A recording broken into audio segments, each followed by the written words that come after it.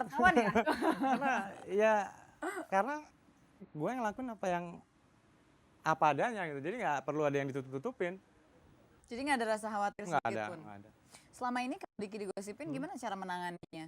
Apa memberi statement atau lebih pilih diam atau gimana? Kalau benar pun diam. Kalau enggak pun ya diam aja. Nggak pernah ngomong dong. Kalau Diam terus. publik akhirnya kan tahu sendiri kok emang itu publik.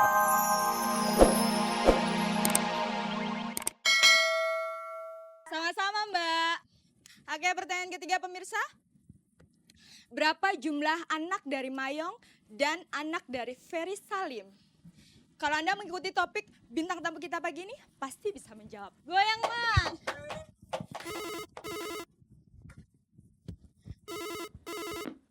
Halo? Malam, passwordnya? Siap lebur.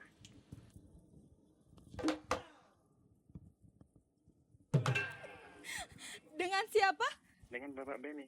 Mas bisa lebih keras? Dengan Beni. Beni. Iya. Mas Beni. Iya. Di mana? Tangerang. Tangerang. Iya. Anak Betawi bukan? Bukan. Oh bukan, nggak apa-apa. Jawabannya apa Mas? Ada 2 Dua. anak Mayang. Dua-duanya 2. Iya. Digoyang. Goyang. Mau minta sama Mangnya, tapi ikutin saya ya. Iya. Goyang Mang. Goyang, Mang.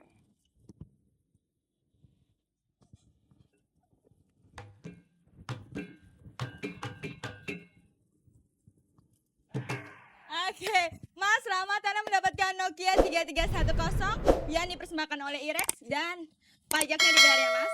Iya. Pemirsa, waktu kita sudah habis.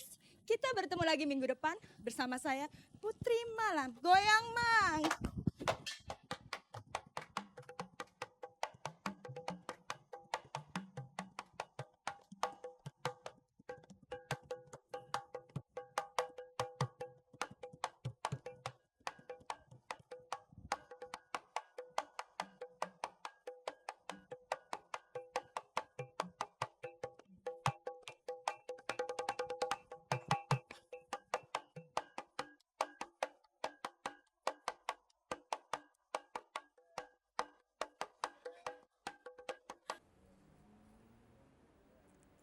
Pemirsa, kalau Anda dengar nama Tori, pasti saat ini Anda langsung ingat kepada sinetron Setetes Embun. Dan pasti karakter itu bikin Anda sedikit jengkel ya. Orangnya adalah di sebelah saya malam ini. Kita ajak ngobrol aja dia ya. Diki Wahyudi. Selamat malam Diki. Sehat walafiat ya bisa datang ke sini pagi ini. Alhamdulillah. Oke, tadi kita sempat ngobrol nih sama Mas Mayong dan juga sama Ferry. Kita ngobrolin soal family man. Sebetulnya kalau menurut Diki sendiri, kalau Diki ngelihat ada pasangan muda gitu ya, seorang ayah yang masih muda dan dia mau terlibat dalam urusan rumah tangga dengan istrinya, tuh pendapat Diki gimana? Wah, itu bagus banget. Jadi memang kalau bisa peran seorang ayah itu juga ikut dalam berkembangnya seorang anak gitu loh. Jadi nggak cuma di ibunya aja, tapi bapak juga bisa turut membimbing juga gitu. Berperan serta dalam urusan rumah tangga gitu. Iya. Diki sendiri kalau jadi ayah mau jadi ayah yang seperti itu? Insya Allah begitu. Sudah dalam perencanaan belum? Jadi kapan jadi ayahnya? Jadi suaminya aja belum ya? Iya, agak-agak masih panjang kali ya. Kenapa begitu? Apa saat ini konsentrasi Diki jauh lebih ke karir atau emang belum? Kan biasanya orang suka jawab, ya belum dapat jodohnya aja gitu. Kenapa nih? Salah satu mungkin emang saya mau benar-benar matang ya. Matang dalam artian nyari satu ini yang untuk satu dan selamanya gitu. Jadi kalau bisa Seperti RCTI ya. untuk selamanya. Jadi yang benar-benar gue mesti matengin dulu, cari yang benar-benar cocok lah gitu. Oke, sekarang kalau kita bicara soal karir Diki, sebetulnya masih ada nggak sih banyak obsesi yang Diki inginkan di dalam berkarir ini setelah memerankan begitu banyak karakter? Masih banyak sih sebenarnya. Cuman gue maunya satu tahap per tahap gitu loh. Ya, jadi masih jauh lah daripada yang saya pengen capai gitu. Ya makanya saya nggak terlalu muluk-muluk. Jadi Kalau nggak terlalu muluk-muluk nanti jadi kesannya kayak nggak optimis. Nggak gitu ya? optimis tetap optimis tapi nggak muluk-muluk gitu. Gitu aja. Batasan muluk tuh jadi segini. Jadi gini, seorang Diki Wahyudi. Sementara kan semua orang tahu si Diki sudah bisa dikatakan artis papan atas lah, tapi kok masih ada kata-kata tidak muluk-muluk. Jadi segimana nih nggak muluk? jadi muluk-muluk mungkin gini loh. Target kan pengennya kalau bisa kita dapetin award apa misalkan ya. Nah saya nggak terlalu muluk untuk capai itu. Yang penting kita berprestasi dulu, berkarya dulu yang bagus. Kalau dari hasil itu kan pasti kan kalau memang kita bagus pasti akan dapet itu. Oke, jadi targetnya bukan award gitu ya, targetnya hanyalah bermain Ya maksimal. maksimal. Sekarang kalau ngomongin soal karakter Tori, kok mau sih nerima karakter kayak gitu? Nanti orang-orang tambah jengkel kali sama Diki kalau kemana-mana ya nggak sih?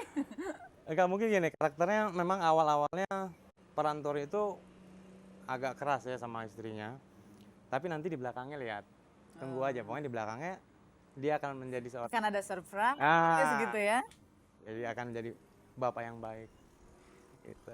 Jadi alasannya kenapa nerima karakter itu? Apakah buat Diki itu sesuatu yang baru di dalam perjalanan? Kayaknya nggak juga ya. Beberapa Nggak kali juga. pernah memerankan karakter seperti itu. Kalau cuman meranin karakter yang baik gitu aja, lama-lama bosen gitu. Jadi kalau yang ada tantangan kayak gitu kan semakin saya pengen peranin gitu. Jangan-jangan karena lawan mainnya cantik-cantik nggak? Kalau nerima peran tuh berpengaruh nggak sih siapa lawan mainnya? Itu sesuatu yang jadi bahan pertimbangan Diki atau enggak? Iya jelas, karena untuk kita main dalam satu sinetron, kalau mainnya emang kita udah tahu, oh ini orang enak diajak kerjasama kan, itu pasti mempengaruhi banget gitu. Kalau lawannya yang susah diajak kerjasama, yang mau menang sendiri segala macam, nah itu yang repot. Pernah ngalamin kayak gitu? Iya pernah juga ada. Gimana cara ngatasinnya? Artinya kalau tiba-tiba dapat lawan main yang seperti itu, mungkin aja kan mood Diki sebagai pemain juga akhirnya Pasti ya. Memang kita harus lebih berjiwa besar, maksudnya kita juga mesti banyak-banyak toleransi sama lawan main kita, karena kita harus bagaimanapun juga harus kerjasama kan untuk mencapai hasil yang bagus. Kalau kita juga nggak mau sedikit toleransi, makin kurang harmonis aja hubungannya nanti. Hasil balon. karyanya makin berantakan. Oke, sekarang bicara masalah gosip. Sebetulnya ada nggak sih gosip yang paling Diki khawatirkan? Aduh jangan sampai deh gue kena gosip seperti itu. Ada nggak? Nggak takut sih sama gosip. Waduh, nggak ada wartawan ya? Karena gue ngelakuin apa adanya gitu, jadi nggak perlu ada yang ditutup-tutupin. Jadi nggak ada rasa khawatir Nggak sedikit ada, pun. nggak ada. Selama ini kalau Diki digosipin gimana cara menanganinya? Apa memberi statement atau lebih pilih diam atau gimana? Kalau benar pun diam, kalau enggak pun ya diam aja. Nggak pernah ngomong dong. Kalau Diam terus. publik akhirnya kan tahu sendiri kok emang itu publik gosip benar apa salah gitu. Sorry, keringetan. Oke, pada akhirnya masyarakat yang akan bisa menilai. Sekarang setelah sekian lama berkarir sebagai pemain sinetron, pasti dong banyak hal yang Diki udah dapetin. Apa yang Diki paling syukuri dari semua ini? Yang saya syukurin adalah sampai sekarang masih bisa karya ya untuk sinetron. Juga saya bersyukur masih bisa memberikan untuk keluarga saya, maksudnya dalam artian keluarga orang tua dan saudara saya.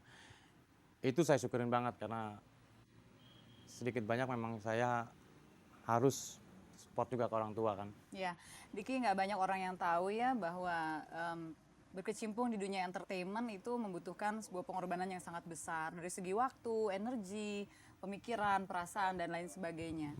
Ada nggak hal-hal yang membuat Diki menjadi menyesal justru setelah sekarang Diki mencapai semuanya gitu, popularitas iya, materi iya, semuanya udah mapan, tapi ada sesuatu yang rasanya hilang, pernah nggak ada perasaan seperti itu? Paling cuma rasa kebebasan kita agak terganggu. Itu aja, itu pasti aja merasa kita nggak bisa bebas kemana-mana, nggak tenang gitu loh. Maksudnya ya orang-orang semua pasti sekeliling kita, entah dia mau negur lah atau mungkin kita mau sendiri lagi pengen waktu sendiri, ya ada aja yang ganggu, mungkin kayak itu aja sih paling Yang lainnya sih enggak. Tapi tetap ingin terus eksis dan berkiprah ya, walaupun dengan insya Allah. rasa sedikit penyesalan seperti itu. Iya. Nggak coba pengen main atau memerankan tokoh komedi gitu misalnya. Selama ini kan Diki identik sekali dengan drama ya. Pengen, Tapi? pengen, tapi